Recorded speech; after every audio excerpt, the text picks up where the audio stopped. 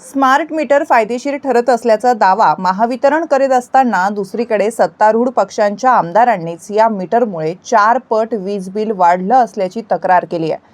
आता महावितरण देखील सरकारचाच एक भाग आणि जास्त वीज बिल येत असल्याचा आरोप करणारेही सत्तारूढ पक्षाचे आमदार असल्यानं यात नेमकं कोण खरं आणि कोण खोटं असा प्रश्न निर्माण झालाय। ग्राहकांनी स्मार्ट मीटर बसवून घ्यावं म्हणून महावितरण कमालीचा प्रयत्नशील आहे।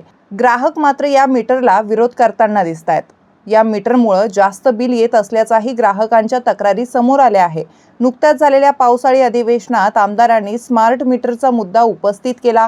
राज्यभरात एकूण 1,23,00,000 ग्राहकांनी स्मार्ट मीटर बसवलंय। त्यापैकी 3,52,000 ग्राहकांच्या तक्रारी असल्याचं यावेळी निदर्शनास आणून देण्यात आलंय। आमदार नितेश राणे यांनी तर स्मार्ट मीटरमुळे 4 पटीनं वीज बिल वाढल्याचं सांगितलंय।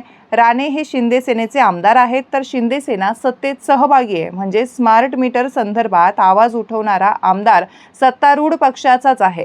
हे विशेष। काँग्रेसच्या नाना पटोले यांनीही हा मुद्दा लावून धरलाय। स्मार्ट मीटर बसवण्याचे काम मोठ्या कंपनीला देण्यात आलं आहे।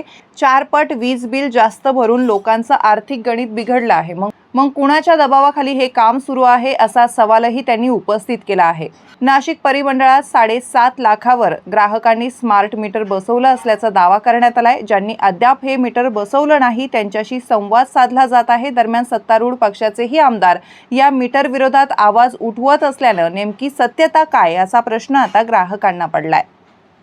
तुमच्या भागातील प्रत्येक बातमी पाहण्यासाठी तसेच अशाच ताज्या आणि विश्वासार्ह घडामोडींसाठी उत्तर महाराष्ट्र न्यूज नेटवर्क सोबत जोडलेले रहा। सोबतच फेसबुक, इंस्टाग्राम आणि यूट्यूबवरही आम्हाला लाईक आणि शेअर तसेच सबस्क्राईब आणि फॉलो करायला विसरू नका।